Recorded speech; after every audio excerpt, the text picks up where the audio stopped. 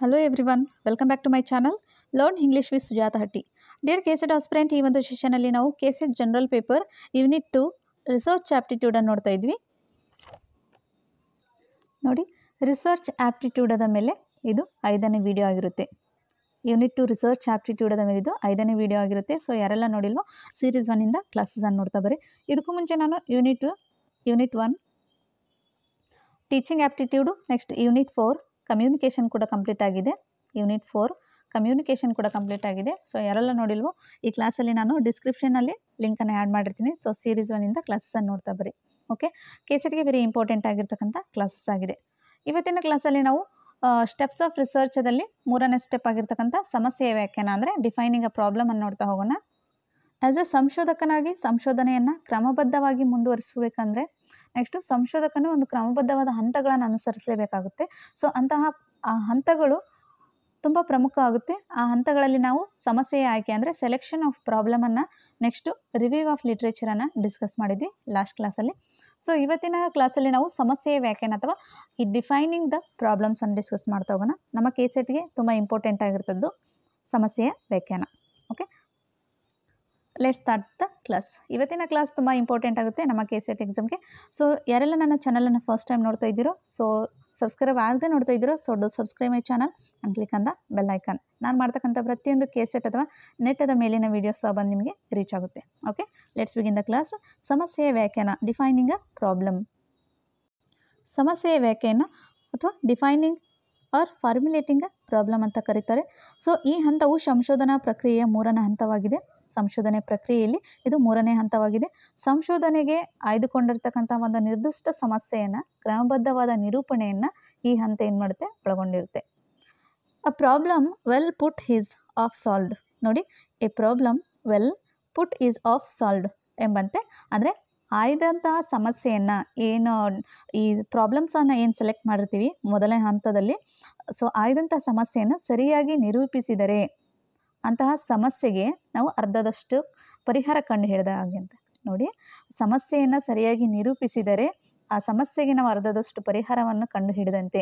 ಆದ್ದರಿಂದ ಸಮಸ್ಯೆಯ ನಿರೂಪಣೆಯು ತುಂಬಾ ಪ್ರಮುಖವಾದದ್ದು. ಸಮಸ್ಯೆ ನಿರೂಪಣೆ ಅನ್ನೋದು ಅತಿ ಮುಖ್ಯವಾಗಿರುತ್ತೆ. ಸೊ ಸಮಸ್ಯೆ ನಿರೂಪಣೆ ಹೇಗಿರುತ್ತೆ ಅಂತ ನಾನು ಒಂದು ಉದಾಹರಣೆ ಮೂಲಕ ತಿಳಿಸ್ತಾ ಹೋಗ್ತೀನಿ.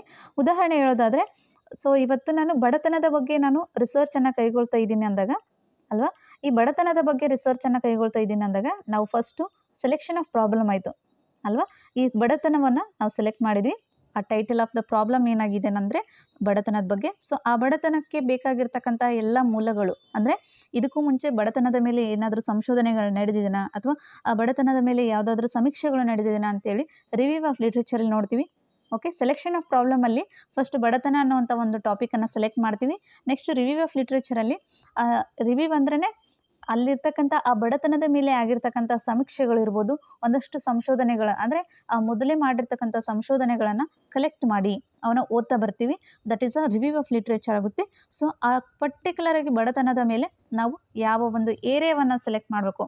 ಫಾರ್ ಎಕ್ಸಾಂಪಲ್, ನಾವು ಭಾರತದ ಬಡತನದ ಬಗ್ಗೆ ಹೇಳ್ತಾ ಇದ್ದೀವ ಅಥವಾ ಕರ್ನಾಟಕದ ಬಡತನದ ಬಗ್ಗೆ ಹೇಳ್ತಾ ಇದ್ದೀವ, ನೆಕ್ಸ್ಟು ಅಥವಾ ನಮ್ಮ ಯಾವುದಾದ್ರೂ ಒಂದು ಆಯ್ದಿರ್ತಕ್ಕಂಥ ಒಂದು ಜಿಲ್ಲೆಯ ಬಗ್ಗೆ ನಾವೇನಾದರೂ ಬಡತನದ ಬಗ್ಗೆ ಸಂಶೋಧನೆ ಕೈಗೊಳ್ಬೇಕಾ ಅನ್ನೋದನ್ನು ನಾವು ವ್ಯಾಖ್ಯಾನದ ಮೂಲಕ ಡಿಫೈನ್ ಮಾಡಬೇಕು ಆ ಪ್ರಾಬ್ಲಮನ್ನು. ಅದಕ್ಕೆ ನಾವು ಈ ಡಿಫೈನಿಂಗ್ ಅಥವಾ ಸಮಸ್ಯೆಯ ವ್ಯಾಖ್ಯಾನ ಅಂತ ಕರೀತಾ ಹೋಗ್ತೀವಿ.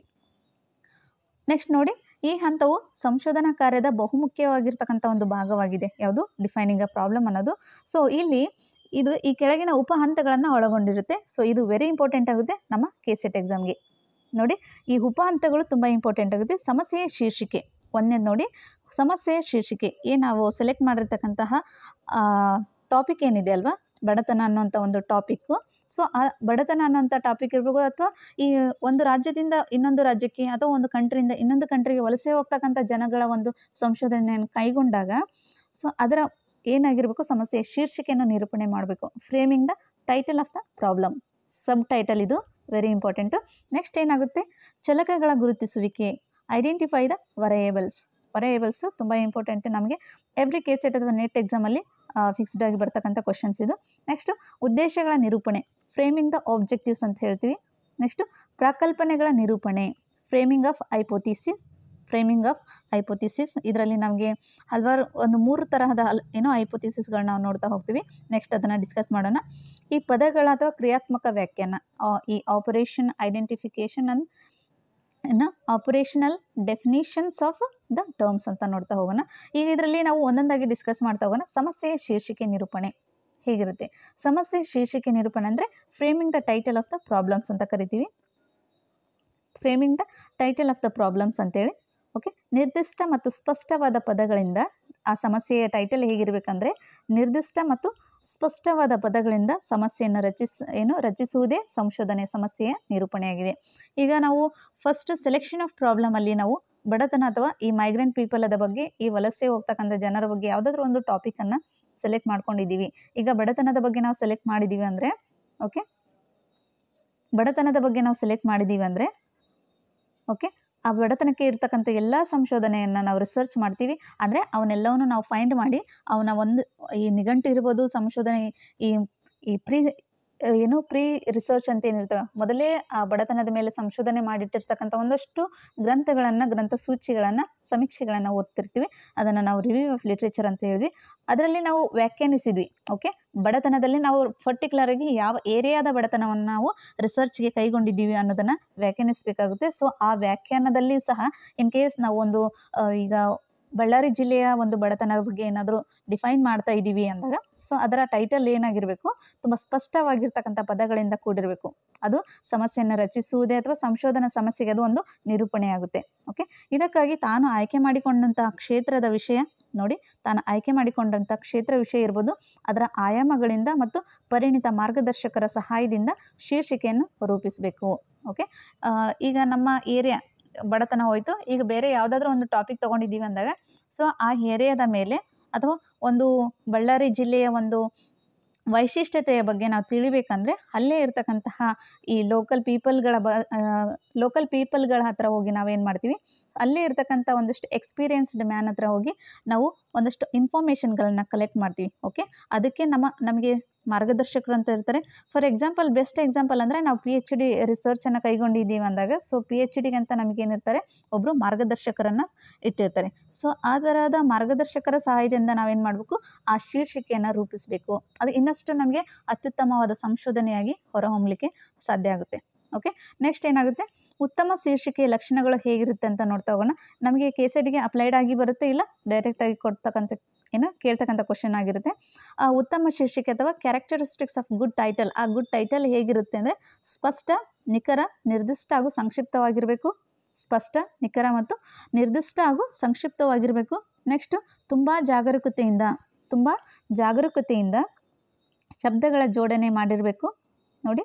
ನೆಕ್ಸ್ಟು ಸಂಶೋಧನೆಯ ಸಾರವನ್ನು ಸೂಚಿಸಬೇಕು. ಅದೇನು ಮಾಡಬೇಕು, ಸಂಶೋಧನೆಯನ್ನು ಈ ಒಂದು ಟೈಟಲ್ ನೋಡಿದರೆ ಸಾಕು, ಆ ಟೈಟಲ್ದ ಒಳಗೆ ಅಥವಾ ಆ ಸಂಶೋಧನೆಯ ಒಳಗೆ ಏನೆಲ್ಲ ವಿಚಾರಗಳು ಇದೆ ಅನ್ನುವಂಥ ಒಂದು ಸಾರವನ್ನು ಏನು ಮಾಡಬೇಕು, ಬಿಚ್ಚಿಡ್ತಕ್ಕಂತಹ ಒಂದು ಸ್ಪಷ್ಟವಾಗಿರ್ತಕ್ಕಂಥ ಟೈಟಲ್ ಅದನ್ನು ಕ್ರಿಯೇಟ್ ಮಾಡಬೇಕು. ನೆಕ್ಸ್ಟು ಸಂಶೋಧಕ ನೈಜ ಉದ್ದೇಶಗಳನ್ನು ಬಿಂಬಿಸಬೇಕು. It is very important. ಯಾವುದಾದ್ರೂ ಒಂದು ನಾವು ಒಂದು ವೈಶಿಷ್ಟ್ಯ ಅಥವಾ ಒಂದು ಊರಿನ ವೈಶಿಷ್ಟ್ಯ ಅಥವಾ ಒಂದು ಹಬ್ಬದ ವೈಶಿಷ್ಟ್ಯತೆಯನ್ನು ನಾವು ತಿಳಿಸಿ ಹೇಳಬೇಕಾದ್ರೆ ಅಲ್ಲಿಯ ಉದ್ದೇಶ ಹೇಗಿರಬೇಕಂದ್ರೆ ಸಂಶೋಧಕನ ನೈಜ ಉದ್ದೇಶಗಳನ್ನು ಬಿಂಬಿಸಿರಬೇಕು. ಓಕೆನಾ. ನೆಕ್ಸ್ಟು ಆಯ್ದ ಭೌಗೋಳಿಕ ಪ್ರದೇಶವನ್ನು ಸಹ ಸೂಚಿಸಬಹುದಾಗಿದೆ. ನಾವು ಆಯ್ಕೆ ಮಾಡಿರ್ತಕ್ಕಂಥ ಆ ಭೌಗೋಳಿಕ ಪ್ರದೇಶವನ್ನು ಸಹ ನಾವು ನಮ್ಮ ಸಂಶೋಧನೆಯಲ್ಲಿ ಮೆನ್ಷನ್ ಮಾಡಬೇಕಾಗುತ್ತೆ. ನೆಕ್ಸ್ಟು ಬಿ, ಇದರಲ್ಲಿ ಚಲಕಗಳ ಗುರುತಿಸುವಿಕೆ. It is very very very important ಹೇಳ್ಬೋದು ನಮ್ಮ KCET ಎಕ್ಸಾಮ್ಗೆ. ಚಲಕಗಳು ಅಂದರೆ ಏನು ಅಂತ ಕೇಳ್ತಾರೆ ಅಲ್ವಾ. ಚಲಕಗಳಲ್ಲಿ ನಾವು ಹಲವಾರು ಚಲಕಗಳನ್ನ ನೋಡ್ತಾ ಹೋಗ್ತೀವಿ. ಐಡೆಂಟಿಫೈಯಿಂಗ್ ದ ವೇರಿಯೇಬಲ್ಸ್ ಅಂದರೆ ಸಂಶೋಧನೆಗೆ ಸಂಬಂಧಿಸಿದಂತಹ ಚಲಕಗಳನ್ನು, ಈಗ ನಾನು ಸಂಶೋಧನೆ ಕೈಗೊಂಡಿದ್ದೀನಿ, ಅದಕ್ಕೆ ಬೇಕಾಗಿರ್ತಕ್ಕಂತಹ ಚಲಕಗಳನ್ನು ಸಂಶೋಧಕನು ಗುರುತಿಸಿ ಸೂಕ್ತ ನಿರ್ವಹಣೆಯನ್ನು ಮಾಡಬೇಕಾಗುತ್ತೆ. ಓಕೆ, ಸಂಶೋಧನಾ ಪ್ರಕ್ರಿಯೆಯು ಸರಾಗವಾಗಿ ಅನುಷ್ಠಾನಕ್ಕೆ ತರಬೇಕಂದ್ರೆ ಈ ಹಂತಗಳ ಪೂರಕವಾಗಿರ್ತವೆ. ಯಾವುವು? ಈ ಸಂಶೋಧನೆ ಚಲಕಗಳ ಹಂತಗಳಿರ್ತವೆ. ನೆಕ್ಸ್ಟ್ ಹಂತಗಳು ಏನಾಗಿರ್ತವೆ? ಪೂರಕವಾಗಿರ್ತವೆ.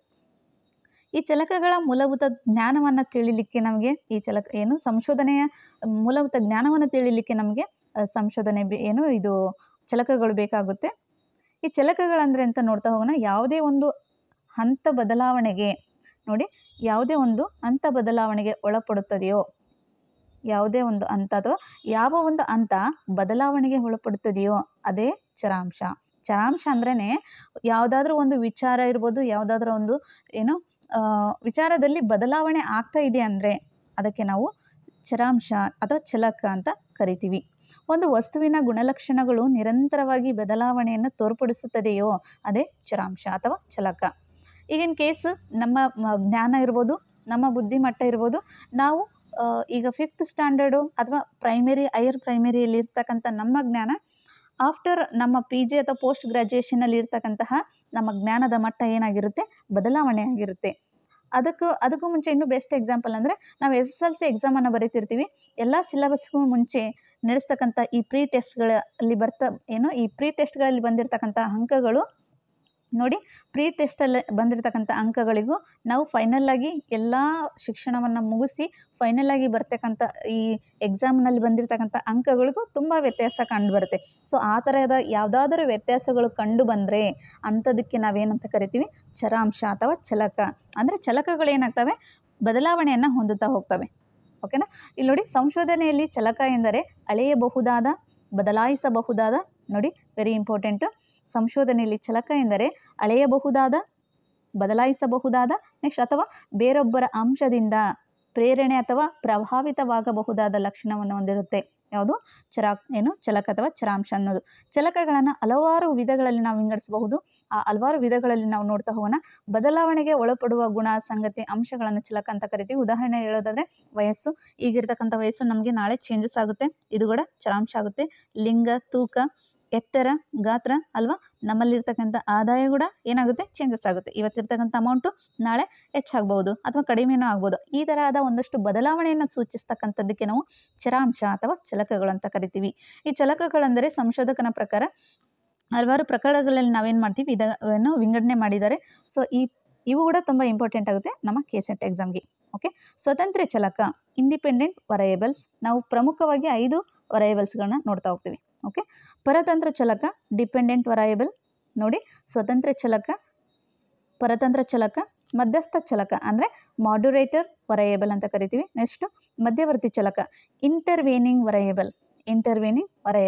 ನೆಕ್ಸ್ಟು ನಿಯಂತ್ರಿತ ಚಲಕ. ಇವನ್ನ ಒಂದೊಂದಾಗಿ ನಾವು ಡಿಸ್ಕಸ್ ಮಾಡೋಣ. ಯಾಕೆಂದರೆ ನಮ್ಮ KCET ಎಕ್ಸಾಮ್ಗೆ ಬಂದಿರತಕ್ಕಂಥ ಕ್ವಶನ್ಸೇ. ವಾಟ್ ಈಸ್ ದ ಇಂಡಿಪೆಂಡೆಂಟ್, ಡೈರೆಕ್ಟಾಗಿ ಕೇಳಿದರೆ what is the independent variable, next dependent variable ಅಂದ್ರೆ ಏನು, ಇಂಡಿಪೆಂಡೆಂಟ್ ವರಯೇಬಲ್ ಅಂದ್ರೆ ಏನು, ಈ ಮಧ್ಯಸ್ಥ ಮಾಡ್ಯುರೇಟರ್ ವರಯೇಬಲ್ ಅಂದ್ರೆ ಏನು ಅಂತ ಸಹ ಕೇಳಿದರೆ.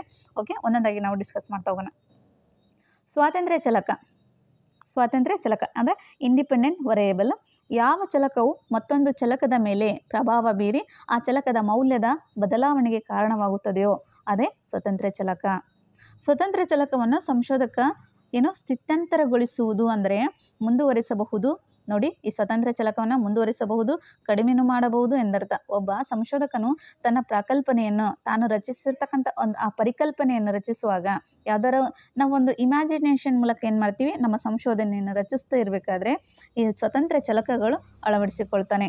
ನೋಡಿ, ಅದು ನಮ್ಮ ಸ್ವಂತಕ್ಕೆ ನಾವು ಇಮ್ಯಾಜಿನೇಷನ್ ಮಾಡಿಕೊಂಡು ಮಾಡ್ತಕ್ಕಂಥ ಸಂಶೋಧನೆಗೆ ನಾವು ಸ್ವತಂತ್ರ ಚಲಕ ಅಂತ ಕರಿತೀವಿ. ಉದಾಹರಣೆ ಹೇಳೋದಾದರೆ ಈ ವಿದ್ಯಾರ್ಥಿಗಳ ಅಧ್ಯಯನ ಸಮಯ. ನೋಡಿ, ವಿದ್ಯಾರ್ಥಿಗಳ ಅಧ್ಯಯನ ಸಮಯ.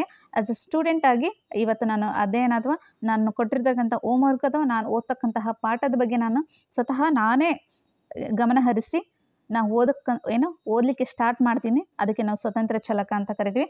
ಯಾವುದೇ ಪರಿಣಾಮ ಅಥವಾ ಯಾರದ್ದೇ ಪರಿಣಾಮ ಇದರ ಮೇಲೆ ಬಿದ್ದಿರಲ್ಲ. ಸೊ ಸ್ವತಃ ಮನುಷ್ಯ ತನ್ನಷ್ಟಕ್ಕೆ ತಾನೇ ಅಭಿಪ್ರೇರಣೆಯನ್ನು ಹೊಂದಿ ಅಧ್ಯಯನ ಮಾಡ್ತಕ್ಕಂಥದ್ದು. ವಿದ್ಯಾರ್ಥಿಗಳು ತನ್ನಷ್ಟಕ್ಕೆ ತಾನೇ ಸ್ವಂತ ಅಧ್ಯಯನವನ್ನು ಕೈಗೊಳ್ತಕ್ಕಂಥದ್ದಕ್ಕೆ ನಾವು ಸ್ವತಂತ್ರ ಚಲಕ ಅಂತ ಕರಿತೀವಿ. ಓಕೆ.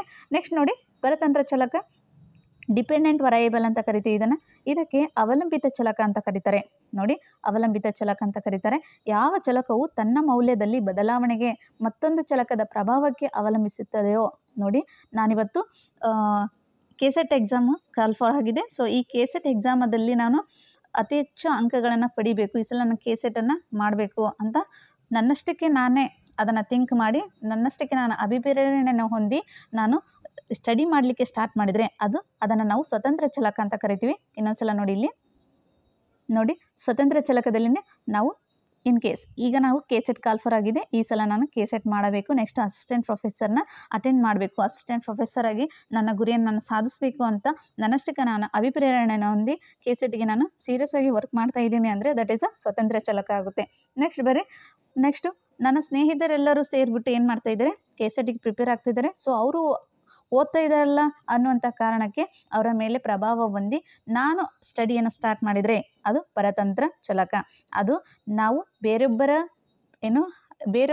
ಪ್ರೇರಣೆ ನಮ್ಮ ಮೇಲೆ ಪ್ರಭಾವ ಬೀರುತ್ತೆ. ಓಕೆ, ಇದಕ್ಕೆ ಅವಲಂಬಿತ ಚಾಲಕ ಅಂತ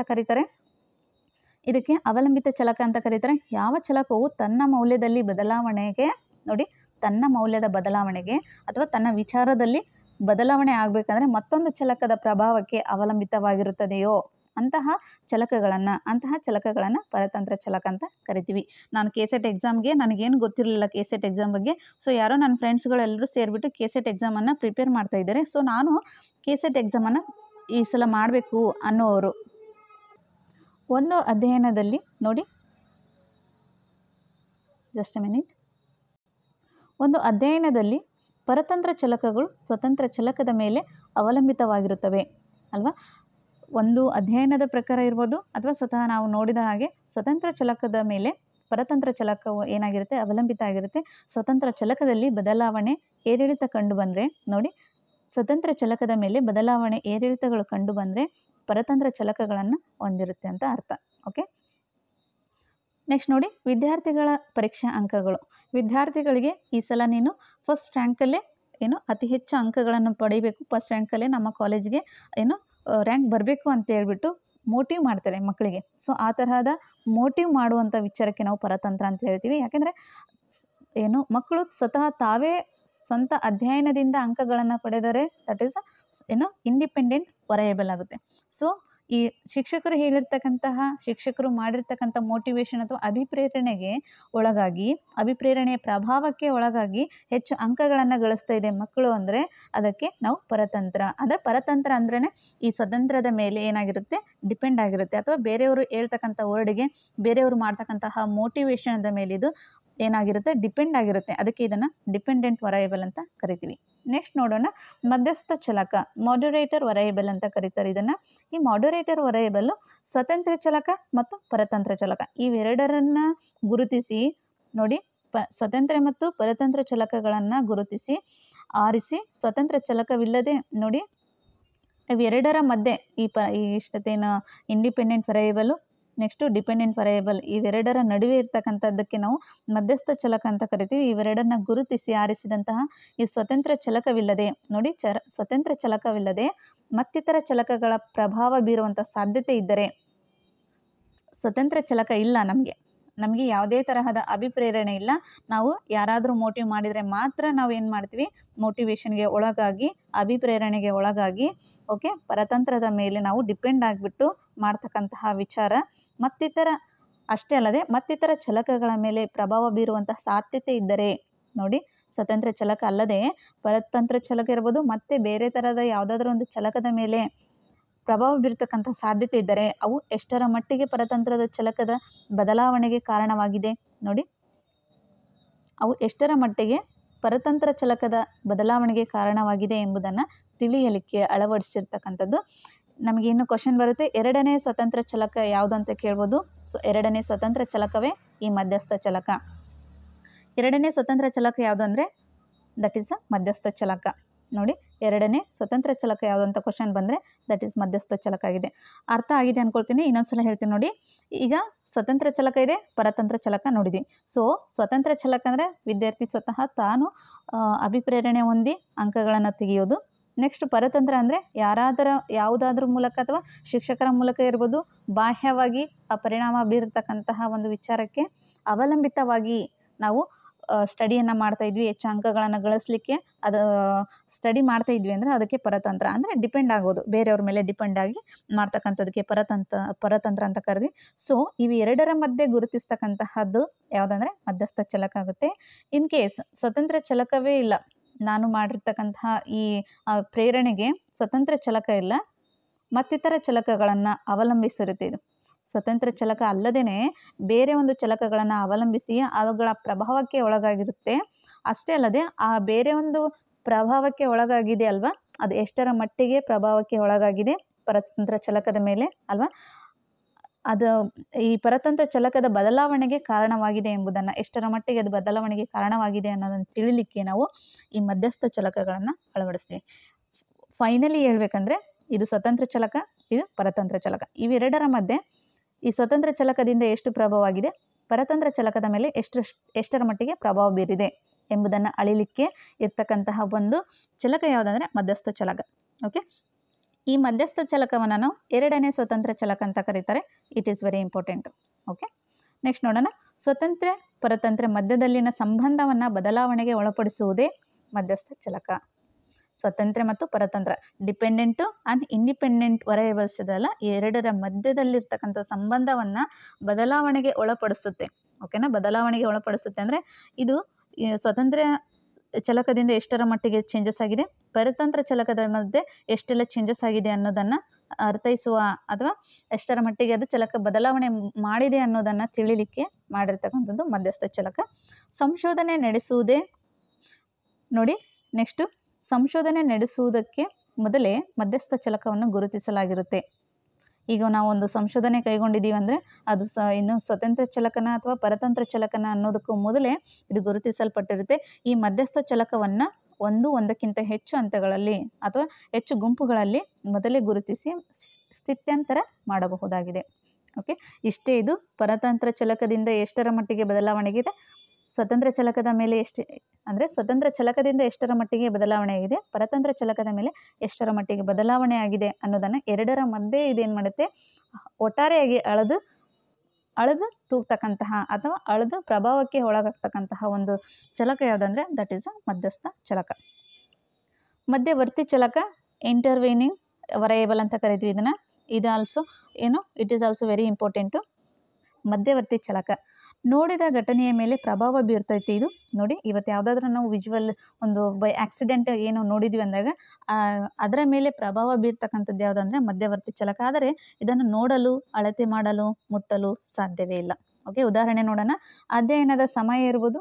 ನಾವು ಅಧ್ಯಯನದ ಸಮಯದಲ್ಲಿ ಅದು ಸ್ವತಂತ್ರ ಚಲಕ ಆಗುತ್ತೆ, ಇಂಡಿಪೆಂಡೆಂಟ್ ವೇರಿಯೇಬಲ್ ಆಗುತ್ತೆ. ಅಧ್ಯಯನದ ಸಮಯ ಅನ್ನೋದು ಸ್ವತಃ ವಿದ್ಯಾರ್ಥಿ ತಾನು ಅಧ್ಯಯನ ಮಾಡ್ತಾ ಇದ್ದಾನೆ ಅನ್ನೋದಕ್ಕೆ ನಾವು ಇಂಡಿಪೆಂಡೆಂಟ್ ವೇರಿಯೇಬಲ್ ಆದ್ದು. ಸೊ ಆ ಅಧ್ಯಯನದಿಂದ ಪ್ರೇರಣೆ ಆಗ್ತಾ ಇದೆ ಮಗು, ಅಧ್ಯಯನ ಮಾಡ್ದಂಗಲ್ಲ ಈ ಸಲ ನಾನು ಹೆಚ್ಚು ಅಂಕಗಳನ್ನು ಗಳಿಸ್ಬೇಕು ಅನ್ನೋದಕ್ಕೆ ಇದನ್ನು ನಾವು ಆ ಅಧ್ಯಯನದ ಮೂಲಕ ಪ್ರೇರಣೆ ಹೊಂದಿದೆ, ನಾನು ಈ ಸಲ ಹೆಚ್ಚಿಗೆ ಮಾರ್ಕ್ಸ್ ತೆಗಿಬೇಕು ಅಂತ. ಸೊ ಅದನ್ನು ನಾವು ಮಧ್ಯವರ್ತಿ ಚಲಕ ಅಂತ ಕರಿತೀವಿ. ನೆಕ್ಸ್ಟು, ಅದು ಪ್ರೇರಣೆ ಹೊಂದೋದಕ್ಕೆ ಮಧ್ಯವರ್ತಿ ಚಲಕ ಅಂತೀವಿ. ಆ ಅಂಕಗಳನ್ನು ತೆಗಿತಾ ಇದೆ, ಅದನ್ನು ಅವಲಂಬಿತ ಚಲಕ ಅಂತ ಕರಿತೀವಿ. ಓಕೆನಾ, ಅವಲಂಬಿತ ಚಲಕ ಅಂತ ಕರೆದ್ವಿ. Very important. ಮಧ್ಯವರ್ತಿ ಚಲಕ ಅಂದರೆ ಇಷ್ಟೇ, ನಾನು ಸ್ವತಃ ಅಧ್ಯಯನ ಮಾಡ್ತಾ ಇದ್ದೀನಿ ಇಂಡಿಪೆಂಡೆಂಟ್ ಆಗಿ. ಸೊ ನಾನು ಆ ಅಧ್ಯಯನ ಮಾಡಲಿಕ್ಕೆ ನನಗೆ ಏನು ಬೇಕಾಗಿದೆ, ಮಧ್ಯವರ್ತಿ ಅಥವಾ ಇಂಟರ್ವೇನಿಂಗ್ ವೇರಿಯೇಬಲ್ ಬೇಕು, ಅಂದರೆ ಪ್ರೇರಣೆ ಬೇಕು. ನಾನು ಅಧ್ಯಯನ ಮಾಡ್ತಾ ನನಗೆ ಪ್ರೇರಣೆ ದೊರೆಯುತ್ತೈತೆ, ಆ ಪ್ರೇರಣೆಗೆ ನಾವು ಮಧ್ಯವರ್ತಿ ಚಲಕ ಅಂತ ಕರಿತೀವಿ. ಆ ಪ್ರೇರಣೆಯಿಂದ ನಾವು ಹೆಚ್ಚಾಗಿ ಏನು ಮಾಡ್ತೀವಿ, ಅಂಕಗಳನ್ನು ಗಳಿಸಲಿಕ್ಕೆ ಸಾಧ್ಯ ಆಗುತ್ತೆ. ಅದನ್ನು ನಾವು ಅವಲಂಬಿತ ಚಲಕ ಅಂತ ಕೂಡ ಕರಿತೀವಿ. ನೆಕ್ಸ್ಟ್ ಬರ್ರಿ, 5ನೇದು ನಿಯಂತ್ರಿತ ಚಲಕ, ಕಂಟ್ರೋಲ್ ವೇರಿಯೇಬಲ್ ಅಂತ ಕರಿತೀವಿ. ಈ ಕಂಟ್ರೋಲ್ ವೇರಿಯೇಬಲ್ ಡಿಪೆಂಡೆಂಟ್ ವೇರಿಯೇಬಲ್ ಹಾಗೂ ಇಂಡಿಪೆಂಡೆಂಟ್ ವೇರಿಯೇಬಲ್ ಎರಡರ ನಡುವಿನ ಸಂಬಂಧದ ಮೇಲೆ ಪ್ರಭಾವ ಬೀರುವಂತಹ ಕಾರಕಗಳನ್ನು ನಿಯಂತ್ರಿಸುತ್ತೆ. ಅಂದರೆ ಈ ಎರಡರ ನಡುವಿನ ಸಂಬಂಧದ ಮೇಲೆ ಪ್ರಭಾವ ಕಡಿಮೆ ಮಾಡುವಂತಹ ವೇರಿಯೇಬಲ್ಗೆ ನಾವು ಕಂಟ್ರೋಲ್ ವೇರಿಯೇಬಲ್ ಅಂತ ಕರಿತೀವಿ. ಕಂಟ್ರೋಲ್ ವೇರಿಯೇಬಲ್ ಅಂದ್ರೆ ಅದರ ಹೆಸರಲ್ಲಿದೆ ಕಂಟ್ರೋಲ್. ಓಕೆ, ಯಾವುದೇ ಒಂದು ಮಕ್ಕಳನ್ನು ನಾವು ಅಧ್ಯಯನ ಸಮಯದಲ್ಲಿ ಒಂದು ತರಗತಿ ಕೋಣೆಯಲ್ಲಿ ಇರಿಸ್ತೀವಿ ನೋಡಿ. ಅಧ್ಯಯನ ಸಮಯದಲ್ಲಿ ಒಂದೇ ತರಗತಿ ಕೋಣೆ ಅಂದರೆ ಈ ತರಗತಿ ಕೋಣೆಯಲ್ಲಿ ನಡೀತಕ್ಕಂಥ ಅಧ್ಯಯನಕ್ಕೆ ನಾವು ಕಂಟ್ರೋಲ್ ವೇರಿಯೇಬಲ್ ಅಂತ ಕರಿತೀವಿ. ಒಂದು ಪಠ್ಯ ಪುಸ್ತಕ ಇರ್ಬೋದು, ಅಂದರೆ ಒಂದು ಲಿಮಿಟೆಡ್ ಆಗಿರ್ತಕ್ಕಂತಹ ಸಿಲೆಬಸ್ ಇರುತ್ತೆ. ಆ ಲಿಮಿಟೆಡ್ ಆಗಿರ್ತಕ್ಕಂಥ ಸಿಲೆಬಸ್ ಹೇಗಿರುತ್ತೆ ಅಂದರೆ ಸಿಲೆಬಸ್ ಹೇಗಿರುತ್ತೆ, ಕಂಟ್ರೋಲಲ್ಲಿ ಇರುತ್ತೆ ಮಕ್ಕಳಿಗೆ. ಓಕೆ, ಈ ವಯಸ್ಸಿನ ಈ ಜ್ಞಾನ ಈ ಗುಣಮಟ್ಟದ ಅಥವಾ ಇಷ್ಟೇ ವಯಸ್ಸಿನ ಮಕ್ಕಳಿಗೆ ಇಷ್ಟೇ ಪಠ್ಯಕ್ರಮ ಇಡಬೇಕು ಅನ್ನೋವಂಥ ಒಂದು ಕಂಟ್ರೋಲ್ ಇರುತ್ತೆ. ಸೊ ಅದನ್ನು ನಾವು ಕಂಟ್ರೋಲ್ ವೇರಿಯೇಬಲ್ ಅಂತ ಕರಿತೀವಿ. ಓಕೆ, ಕಂಟ್ರೋಲ್ ವೇರಿಯೇಬಲನ್ನು ಆಲ್ಮೋಸ್ಟ್ ಕಂಡುಹಿಡಿಬೋದು. ನೆಕ್ಸ್ಟು ಮಧ್ಯವರ್ತಿ ಚಲಕ. ಓಕೆನಾ, ಮಧ್ಯವರ್ತಿ ಚಲಕ ಅಂದ್ರೇ ನಾನು ಮಾಡಿರ್ತಕ್ಕಂಥ ಸ್ವತಃ ನನ್ನ ಅಧ್ಯಯನದ ಮೂಲಕ ನಾನು ಅಭಿಪ್ರೇರಣೆಯನ್ನು ಹೊಂದುತ್ತಾ ಇದ್ದೀನಿ ಅಂದರೆ ದಟ್ ಈಸ್ ಅ ಇಂಟರ್ವೇನಿಂಗ್ ವೇರಿಯೇಬಲ್ ಅಂತ ಕರಿತೀವಿ. ನೆಕ್ಸ್ಟ್ ಮಧ್ಯಸ್ಥ ಚಲಕ. ಇದು ಮಧ್ಯಸ್ಥ ಚಲಕ ಏನು ಮಾಡುತ್ತೆ, ಸ್ವತಂತ್ರ ಮತ್ತು ಪರತಂತ್ರ ಚಲಕಗಳನ್ನು ಗುರುತಿಸುತ್ತೆ. ಓಕೆನಾ, ಈ ಮಧ್ಯಸ್ಥ ಚಲಕದಿಂದ ಎಷ್ಟರ ಮಟ್ಟಿಗೆ ಅಭಿಪ್ರೇರಣೆ ಹೊಂದಿತ್ತು ಮಕ್ಕಳು. ನೆಕ್ಸ್ಟು ಡಿಪೆಂಡೆಂಟ್ ವೇರಿಯೇಬಲಿಂದ ಎಷ್ಟರ ಮಟ್ಟಿಗೆ ಅಭಿಪ್ರೇರಣೆ ಹೊಂದಿತು, ಈ ಎರಡರ ನಡುವಿನ ಒಂದು ಗುಣಮಟ್ಟ ಅಥವಾ ಪ್ರಭಾವವನ್ನು ತಿಳಿಸಿ ಹೇಳ್ತಕ್ಕಂಥ ಕೆಲಸ ಮಧ್ಯಸ್ಥ ಚಲಕ ಮಾಡುತ್ತೆ. ಓಕೆ, ನೆಕ್ಸ್ಟ್ ನೋಡಿ ಪರತಂತ್ರ ಚಲಕ. ಈ ಪರತಂತ್ರ ಚಲಕ ಅಷ್ಟೇ, ಈ ನಾನು ಸ್ವತಂತ್ರ ಚಲಕದಿಂದ ಅಥವಾ ಬೇರೆಯೊಬ್ಬರ ಅಭಿಪ್ರೇರಣೆಯಿಂದ ಬೇರೆಯೊಬ್ಬರನ್ನ ನೋಡಿ ಬಾಹ್ಯ ಅಭಿಪ್ರೇರಣೆಗೆ ಒಳಗಾಗಿ ಮಾಡ್ತಕ್ಕಂತಹ ಒಂದು ಚಲಕಕ್ಕೆ ನಾವು ಡಿಪೆಂಡೆಂಟ್ ವೇರಿಯೇಬಲ್ ಅಂತ ಕರಿತೀವಿ. ಡಿಪೆಂಡೆಂಟ್ ಅಂದ್ರೆ ಪರತಂತ್ರ, ಬೇರೆಯವರ ಮೇಲೆ ಅವಲಂಬಿತ ಆಗಿ. ಓಕೆನಾ, ಈ ಶಿಕ್ಷಕರು ಅಭಿಪ್ರೇರಣೆ ಮಾಡ್ತಾ ಇದ್ದಾರೆ, ಮಕ್ಕಳಿಗೆ ಪ್ರೇರಣೆನ ತುಂಬ್ತಾ ಇದ್ದಾರೆ, ಈ ಸಲ ನೀವು ಮಾರ್ಕ್ಸನ್ನು ತಗೊಳ್ಳೇಬೇಕು, ನಮ್ಮ ಕಾಲೇಜಿನ ರ್ಯಾಂಕ್ ಬರಬೇಕು ಅಂತ. ಸೊ ಅವರ ಅಭಿಪ್ರೇರಣೆ ಆಧಾರದ ಮೇಲೆ ಮಾಡ್ತಕ್ಕಂತಹ ಒಂದು ಚಲಕಕ್ಕೆ ನಾವು ಪರತಂತ್ರ ಚಲಕ ಅಂತ ಕರಿತೀವಿ. ಇನ್ನು ಸ್ವತಂತ್ರ ಚಲಕ ಸ್ವತಃ ನಮ್ಮಷ್ಟಕ್ಕೆ ನಾವೇ, ಈಗ ಯಾವುದೇ ಒಂದು ಇನ್ಫ್ಲುಯೆನ್ಸ್ ಇಲ್ಲ, ಯಾವುದೇ ಒಂದು ಬಾಹ್ಯ ಅಭಿಪ್ರೇರಣೆ ಇಲ್ಲ, ಸ್ವತಃ ನಾವೇ ಈ ಸಲ ಕೆಸೆಟನ್ನು ಕ್ಲಿಯರ್ ಮಾಡಬೇಕು ಅನ್ನುವಂತಹ ವಿದ್ಯಾರ್ಥಿಗಳು, ಆಸ್ಪಿರೆಂಟ್ಸ್ಗಳು ಮಾಡ್ತಕ್ಕಂತಹ ಈ ಸ್ಟಡಿಗೆ ನಾವು ಸ್ವಂತ ಅಧ್ಯಯನಕ್ಕೆ ನಾವು ಸ್ವತಂತ್ರ ಚಲಕ ಅಂತ ಕರಿತೀವಿ. Okay, this is all about today's class. ಇದರಲ್ಲೇ ನಾವು ನಾಳೆ ಕ್ಲಾಸಲ್ಲಿ ಇನ್ನು ಹೈಪೋಥಿಸಿಸ್ ಅನ್ನು ನೋಡ್ತಾ ಹೋಗೋಣ. ಓಕೆ, ಪ್ರಾಕಲ್ಪನೆಗಳ ನಿರೂಪಣೆ. ಈ ಪ್ರಕಲ್ಪನೆಗಳ ನಿರೂಪಣೆ ಅಥವಾ ಫ್ರೇಮಿಂಗ್ ಆಫ್ ಹೈಪೋಥಿಸಿಸ್ ನಮ್ಮ ಏನು ಕೆಸೆಟ್ಗೆ ವೆರಿ ಇಂಪಾರ್ಟೆಂಟ್ ಆಗುತ್ತೆ. ಇದು ನಾಳೆ ಕ್ಲಾಸಲ್ಲಿ ಇದನ್ನು ಡಿಸ್ಕಸ್ ಮಾಡಿ ಕಂಟಿನ್ಯೂ ಮಾಡೋಣ. Okay, this is all about today's class. If you anything queries regarding this class, ತುಂಬ ಇಂಪಾರ್ಟೆಂಟ್ ಆಗುತ್ತೆ ಈ ಕ್ಲಾಸು ನಮ್ಮ ಕೆಸೆಟ್ ಎಕ್ಸಾಮ್ಗೆ. ಓಕೆ, ವೇರಿಯೇಬಲ್ಸ್ ಅಂದರೆ ತುಂಬ ಜನಕ್ಕೆ ಅರ್ಥನೇ ಆಗಿರಲ್ಲ. ಸೊ ಐ ಹೋಪ್ ಒಂದಷ್ಟು ನನಗೆ ತಿಳಿದಿರ್ತಕ್ಕಂತಹ ಮಟ್ಟಿಗೆ ನನಗೆ ಎಕ್ಸ್ಪ್ಲೇನ್ ಮಾಡಿದ್ದೀನಿ. ಸೊ ಇನ್ನೂ ಏನಾದರೂ ಇತ್ತಂದರೆ ನನಗೆ ಕಮೆಂಟ್ ಮೂಲಕ ತಿಳಿಸ್ತಾ ಬರ್ರಿ. Okay, these are the very important variables. Okay, thank you so much for watching.